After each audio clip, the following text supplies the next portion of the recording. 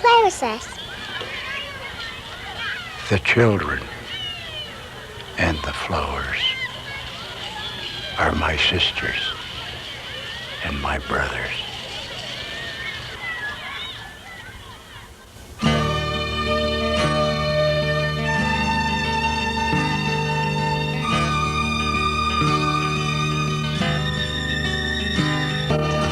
It is here we must begin to seek the wisdom of the children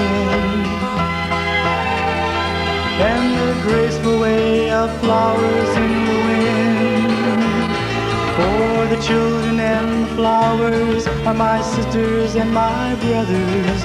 Their laughter and their loveliness would clear a cloudy day, like the music of the mountains and the colors of the rainbow. They're a promise of the future and a blessing. That book signings mean you're supposed to give a little talk also. Not just sign books. Well, I have a little talk. That's I found out a month or two ago that when I'm described as a philanthropist, I have an uncomfortable feeling because I really am thinking as soon as I get to philan, the next is going to be juror. That's more fun. And I thought about it, and that's not what it is. It's a wimpy word, philanthropist. And I realized that, no, I really am a misanthrope. The adult man or woman is a murderous, greedy, sex-addled liar. I just don't know what to do about it. But it makes sense that if the river is polluted downstream, then you look upstream to see the source. And a lot of us did. Jean-Jacques Rousseau was one of the ones who looked up to youth and childhood.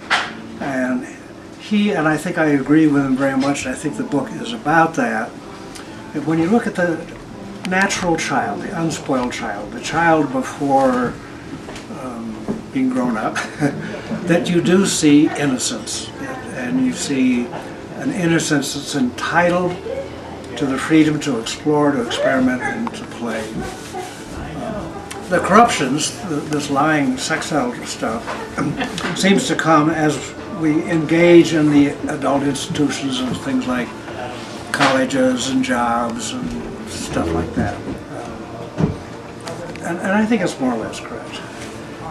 A lot of people remember the Foxfire Project. Elliot Wigginton did the Foxfire Projects down in the South with kids. He took kids out and they took oral histories and wrote books and published them. It was good. And he was also convicted of pedophilia. But he wrote this: every early elementary school classroom is full of embryonic criminals.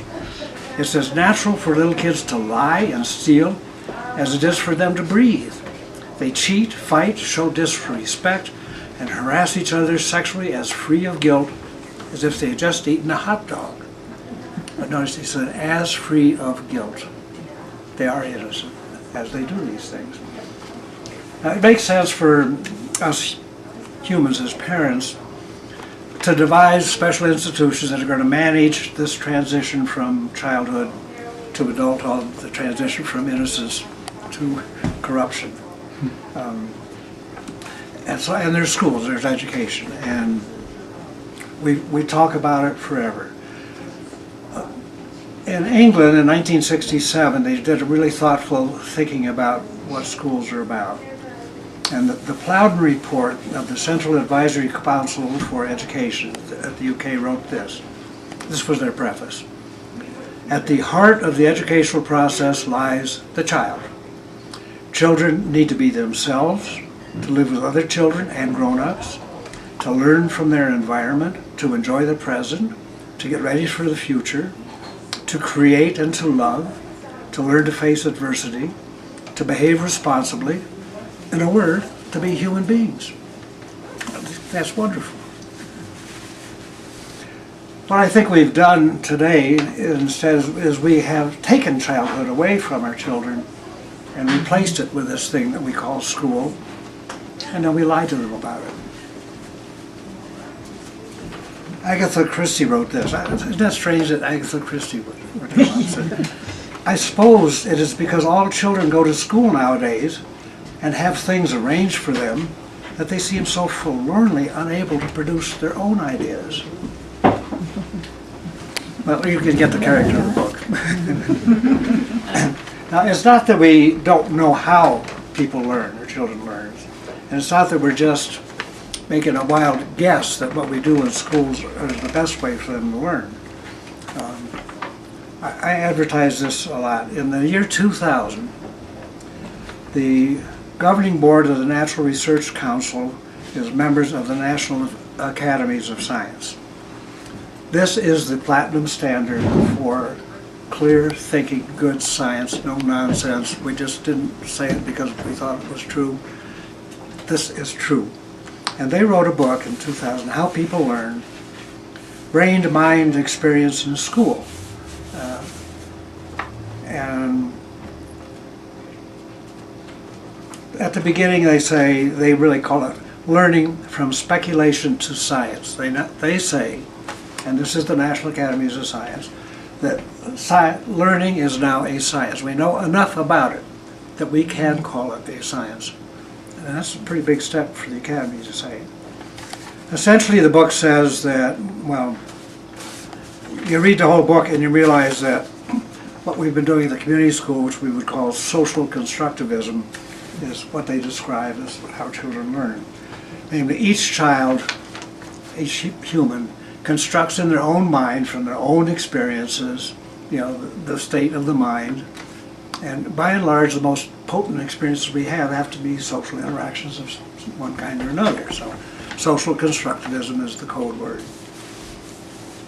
The book goes on to describe the environment for this to happen, and they say, first of all, it needs to be learner-centered.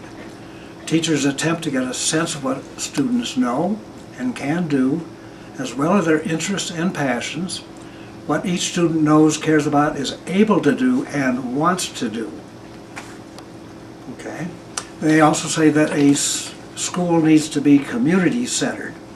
It includes the classroom as a community, the school as a community, the degree to which students, teachers, and administrators feel connected to the larger community of homes, businesses, states, the nation, and the world. Little isolated classrooms with blackboards. No. Now, I'm a little alarmed. This book was published in the year 2000. All I read about is education and assorted journals, and no place have I seen this book quoted as this. Here's what we know for sure about learning. So I'm going to close like this. It fell through the cracks or something? I don't think people. I think people are happier with the fairy tales about childhood and learning in schools than they would be about the truth. Is it all right to interrupt and ask questions? Yeah, no, we're community school. One of my favorites, and it's quoted in the book, Neil Postman wrote it this way. If the institution we call school, it said the institution we call school is what it is because we made it that way. If it is irrelevant, as Marshall McLuhan says, if it shields children from reality, as Norbert Wiener says, if it educates for obsolescence, as John Gardner says, if it does not develop intelligence, as Jerome Bruner says, if it is based on fear, as John Oates says, if it avoids the promotion of significant learnings, as Carl Rogers says, if it induces alienation, as Paul Goodman says, if it punishes creativity and independence, as Edgar Friedenberg says, if, in short, it's not doing what needs to be done, it can be changed, it must be changed. Here, here. Yeah. There we are. There we are. Yeah. So the book's full of kind of nonsense like that. Yay, George. Yeah, it looks like ours. Yay, George.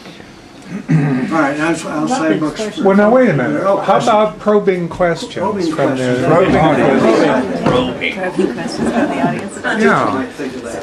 I think that you're vehemently opposed to standardized testing, and Yeah. so am I. And Although when I first heard you talk about that, I thought you were crazy. A couple of years ago, I've come completely full circle.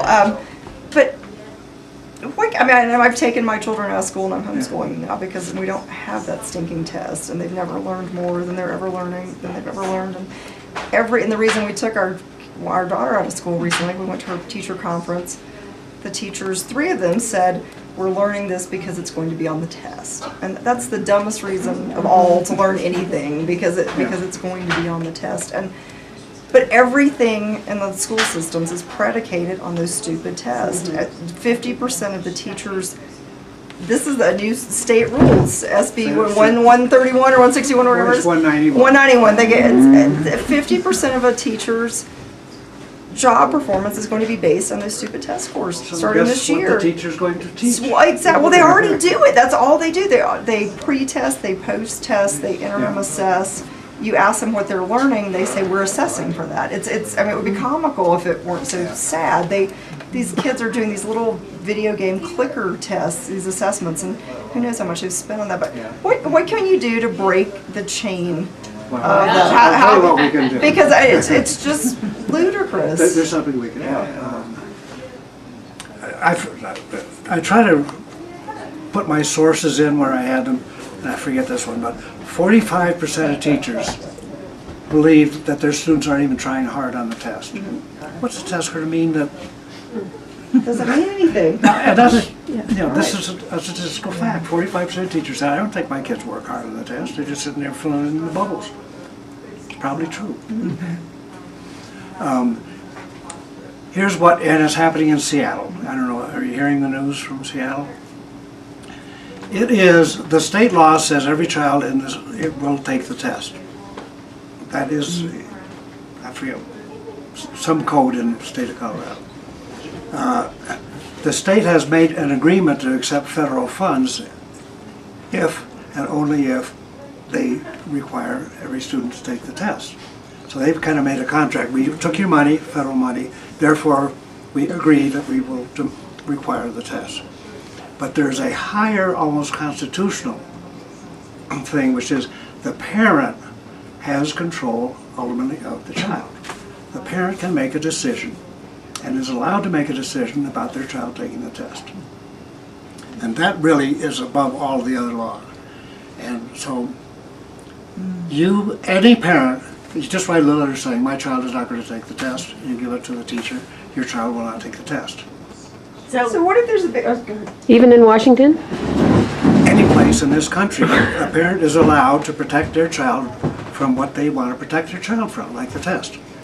So then somebody should organize a boycott. So what are the repercussions? So let's organize a boycott. I like that. So what are the repercussions? Great Because boycott. I'll tell you what the if repercussions 95% are. of the kids, if less than 95% take Here's just the what test, happened then what happens with the in funding? Seattle, and it's still kind of hot news. But one whole school, Garfield High School, all of the teachers said, you know, giving this test is, we learn nothing from it. We just bother ourselves and the kids, and we are going to refuse to do it on the grounds that it's not good for kids. And we're here to be good for kids. So the whole high school said, we're just not going to give the test. Well, so then the superintendent said, well, you're all going to do 10 days without pay, suspension without pay. Now that's going to piss a lot of parents off. 10 days their kids can't go to school. And then he said, now wait a minute. We're going to have the principals and the assistant principals give the test if the teachers won't. So we'll herd them all in the computer lab and the principals will make them take the test. 300 of the 400 parents opted their kids out of the test. They are, as we might say, screwing with the system effectively. Well, it's called nonviolent non-cooperation. Yeah, it's totally. It's Henry David it's the Thoreau, lunch Gandhi, kind of Martin Luther King. You know, there's a reason. Organized to teach toward the test all the time, opting the kids out of taking the test. I mean, they're still in the school that's teaching toward the test, you know. But guess what? Well, here's what happens if you do opt out. The state in its wisdom says if we don't have 95% participation in the test, if 95% of the kids don't take it, 5% opt out, then we don't know how good that school is, so we'll just lower it one grade just to let them know that there's probably not a good school. Well, sure. Well, Well, that's how does that crazy. affect the bell curve? Yeah, I mean, well, really, 5%, 5% out, what we would changes. like to do is get a lot of parents to opt out and say, you know, we never really did give a crap about how you scored our school. We score our school by how well they treat our children. So we There you wouldn't lose state funding, because that's right. No, in fact, okay. Then there's nothing to lose. If you if you make the school bad enough, they have to Get give you more more money money. to fix it. So here's the argument, hey, the kid doesn't have to take the test. The whole system begins to say, what are we giving tests for if the kids don't take them? And we have to give them more money. Wait a minute, this is not working. Okay, So so I that's what think I was that worried there's- about. If I proposed it, then we'd lose all of our funding and be even Yeah. more No, underfunded. no, you but- actually gain funding. Okay, that's great. What happens to the kids, like individually, if just Absolutely. a couple kids opt out of the test, but the rest of the Absolutely. school takes it, do their You grades? can, and it's difficult. You can look up in the state records and find out how many in the state of Colorado do opt out. About 2,000 a year. Nothing happens. There's another little checkbox on the test that some kids get, they can really get agitated. Well, they puke on their test. And things like that. There's a lot of pressure. Yeah, On it purpose? shows- It shows some emotional distress. And the teacher is allowed to say, Johnny, it's okay, you don't have to finish the test, go sit in the library. So the teacher has that freedom and that check. That's another 2,000 tests per year that have that box checked. Can I ask you, one thing I'm confused about. When I was a child, there was always standardized testing, but there wasn't a big drama about it. You just did it and got over it. And It's the most important thing in the school. It's Right. drilled into the kids But- every single day. You but have let me to go We used finish. to, It's but on the not test. every year, Yeah. and not 12 hours of Yeah. testing. And they were more in your further education. than To they be were- honest, there was that sort of I thing mean, about. theoretically. Yeah, quit dreaming about college is probably not going to work for you. Yeah. Anyway, I just wanted to finish this because I think this isn't about testing kids. It's about punishing teachers. It's ending up to be. It's about punishing teachers. Now, it's already not the most attractive job in the world as far as salary, working conditions, and now to add, and besides, if you take this job, we're going to punish you for the rest of your life, you're really going to get the cream of the crop going to teachers' college. And they, These 5-paragraph things. Now at 400 an hour, do you get like 14 bucks? No incentive whatsoever. Yeah. I mean, a human being is inherently seeking a simple answer, like God made me do it or whatever. And these test scores they give a simple answer, and a whole bunch of people out there said, "Look, it's a number, it's an answer." You know, how can you deny that this teacher doesn't get good test scores? So George, Let me read, just talking about teacher evaluation. You know, teachers are now going to be, if you don't get your kids good test scores, you will be in trouble. And here's something I learned about teachers. He was spoken to or about always as E.J. Capella, the whole name. And the high school kids talked about him quite a lot. E.J. Capella taught driver's ed and shop. Driver's ed brought him into contact with essentially all of the students, and they all trash talked him to his face and to each other. Now, you know high schools, you'd be a queer if you didn't go along with the crowd. It was mostly the guys who took the shop course as a gut. And there was a wood stove in the shop both for heat and to get rid of the scraps and the sawdust. Doug told me how he shoved a carton of 9mm Lugol shells into the stove, and how as they popped off, E.J. Capella pretended it wasn't happening. As near as I could tell, E.J. interpreted all this attention as, heck, the reason they joke around is because they like me. Now, David Jones was also well known and talked about, and like E.J. Capella, was always referred to by his full name, David Jones.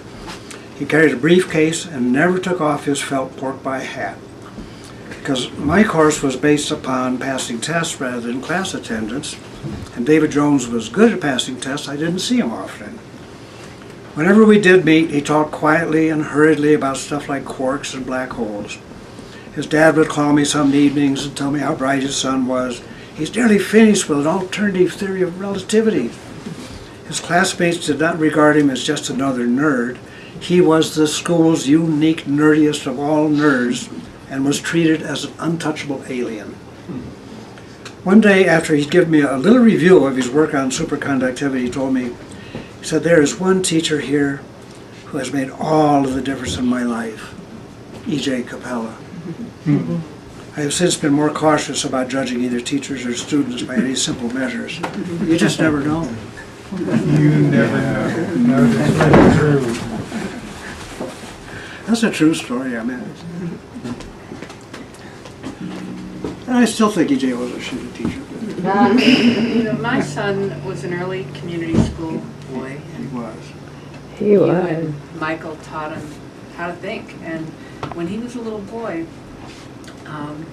he didn't like it if it was time for me to leave. And Michael would take him to the pottery studio, and that was right for Gordon. And I look back on those days when the community school was still, you know, really true to its mission, and how much they catered to the individual child. And it's just gotten harder and harder to educate your child authentically. I mean, when we did it, and we were on a long, my husband and I were on a long, you know, eccentric journey. But Gordy worked at the White House after graduating from BU last year, and as Chris Faison said, of course he's there. I think all we who know him say, You know, and he's so political, and he just came back from the inauguration, and I think all that early community school education taught him to be authentic. You know, because we used to talk in days when we actually had progressive education. We always used to talk about the factory model, about, you know, they're all the same age, they go from this room to this room, and in this room they get the lug bolts put on. It's the multiplication table, and this, you know, and that they then proceed as the factory model. And we now have the Common Core standards that all kids will come out with a Common Core. Now I have all the tests where we know damn well that they all are. It is absolute standardized product, factory model production, and it never was right. It's crap. But, and I'm trying to promote the idea, inside, the system inside is not going to say, "Wow, we're wrong and we're change." That's not going to happen. I mean, I talk to teachers about, no, I'll lose my job. I talk to administrators, so no, I mean, they tell me I'll lose my job. You know. But parents, in their power to say no more to tests, just simply, my kid's not going to take the test. You guys can go screw with yourselves as much as you want. My kid is sitting it out. I claim we desegregated the South with exactly that kind of an attitude.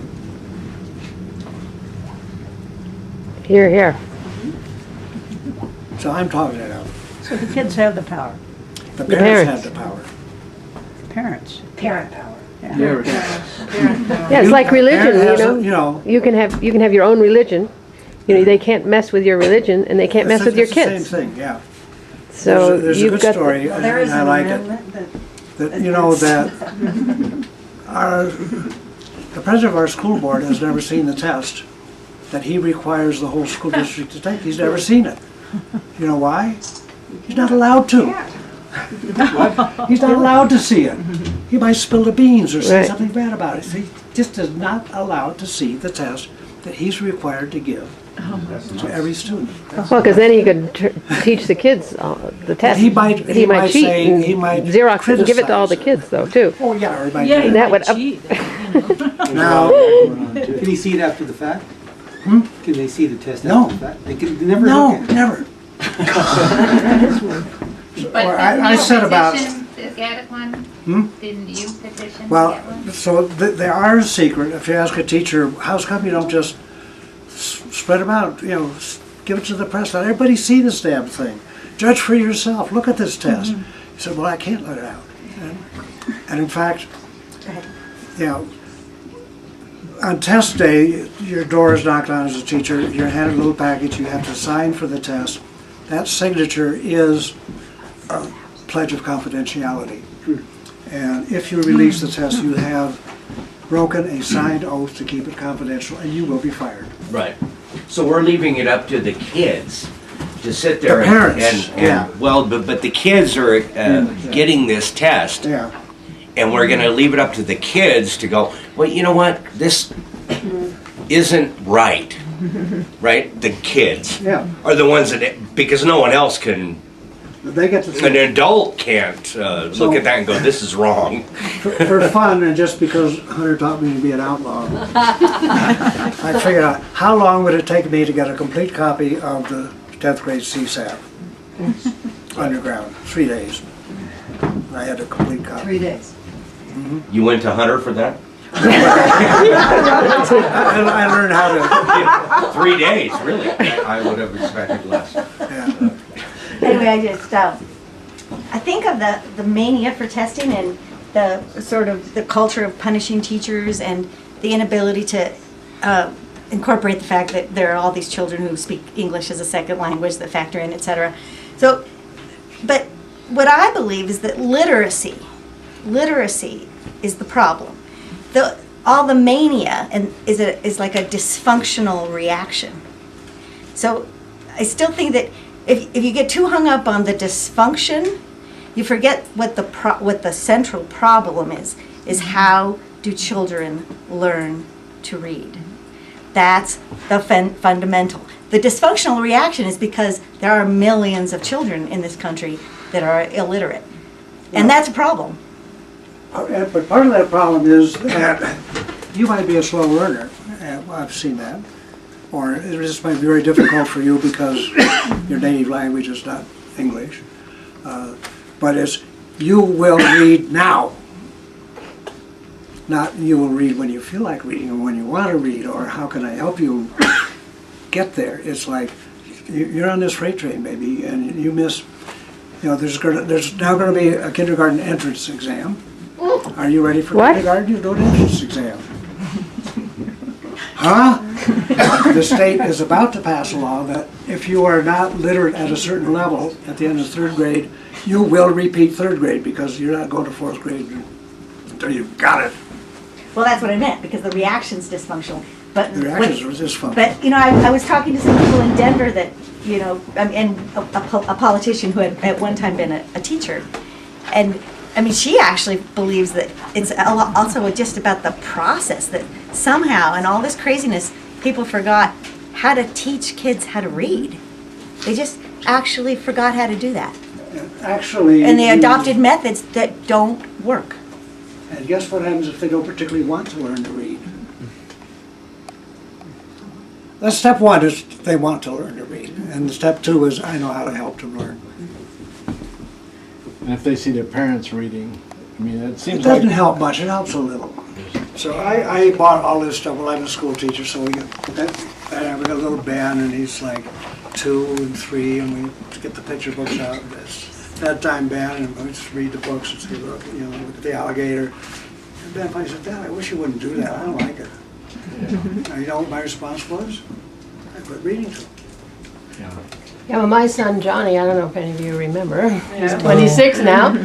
He wasn't reading like the little girls next to him, and he said, Mom, my feelings tell me I don't belong in school. And because of my understanding that Johnny would be just fine because we live in a loving universe, he dropped out of school, and someone showed up to him, Bob Stewart, showed up to teach him to read at his own leisure. And he wove in and out of the community school, and he's now a voracious reader and an amazing writer and a amazing photographer. But his father wouldn't read because his father would make him go into his room when he was disciplining him and say, "Go read a book." So we can turn kids off to reading by being so paranoid about the whole situation when they'll do it on their own. What I always say is, I really don't care. I used to get a little concerned. I would do some intervention if by the end of 4th grade it wasn't very going on. But my goal was not to be reading in 3rd grade. My goal was to be reading at age 25. Yeah, exactly. That's my point. I was That's real my clear. point. And I didn't want to nip the bud Yeah. in third grade and make it just distasteful. Yeah, I don't want to do it. exactly. And as soon as I can quit, I will quit. Which happens. Well, because everything's so numerically driven and test driven. Somebody. I have a neighbor who's in second grade, and he's been tracked into an intervention class. Oh, yeah. He's a dummy. He thinks he's a dummy. He's a very Yeah. bright kid. He's a dummy. He's in a dummy class. He's going to stay there. He hates to go to school. He told his father the other day that he's not a good reader. I'm not going to be a good reader. Like, the love of reading and the joy of learning has been sucked out of this child that's about this tall. It's heartbreaking because he's not on track to pass that CSAT. That's the only reason that Johnny Marlowe's this is taking happening himself a lot to of him. wear and tear and pain. So sad. Now, a lot of people think that we're using real data in order to make these important decisions, like you got to read third. Now, it turns out that people who are bad readers in third grade, you can predict with 70% reliability whether they'll graduate from high school or not. So kids who don't read well young, with some reasonable probability, leave school.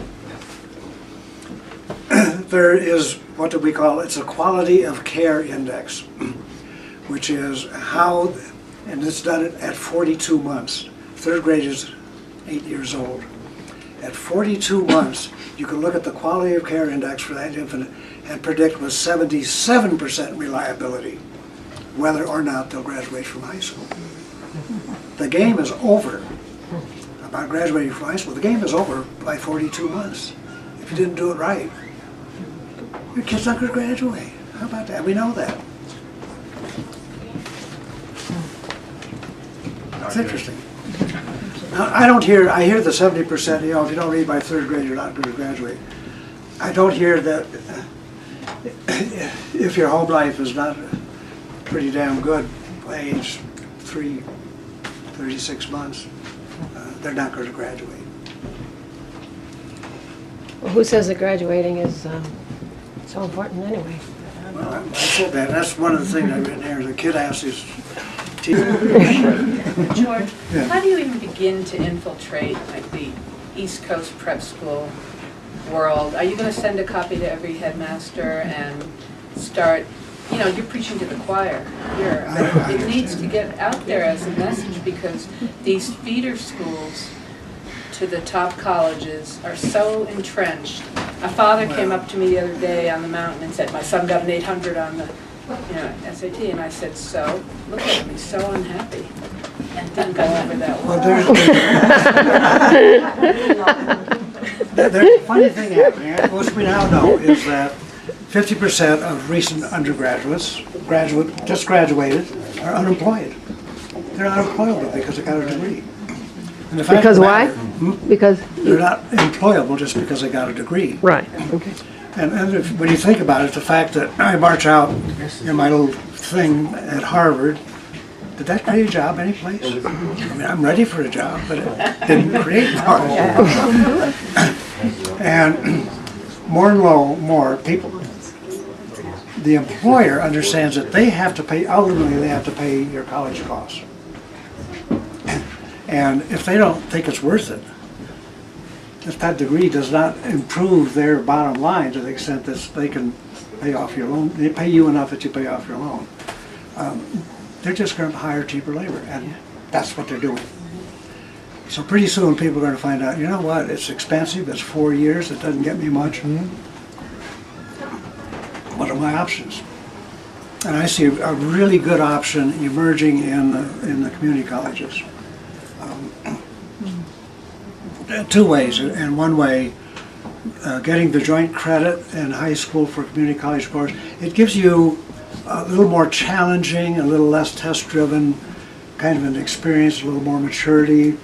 For a lot of students, that CMC course, it's much more engaging for them, and they get the joint credit, and pretty soon they have the skill which is just as job-worthy as my Harvard degree. They were self-motivated to do it. And they had a pretty good time, and the dorm was back at Mom's house. George, Cheap. what's the lowest salary you would settle for? Me? Yeah, for a schoolist. Would I? A schoolist. With that degree. When I left the university in 1972, which I can't translate, but I had a PhD, a 3-year postdoc, 7 years on the job, 10-year interprofessor, $12,500. We'll give you half that. Half 'cause I We're work here with now. kids.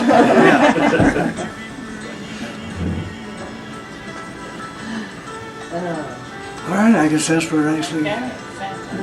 Yeah, nice, George. Thanks, George. Great, George.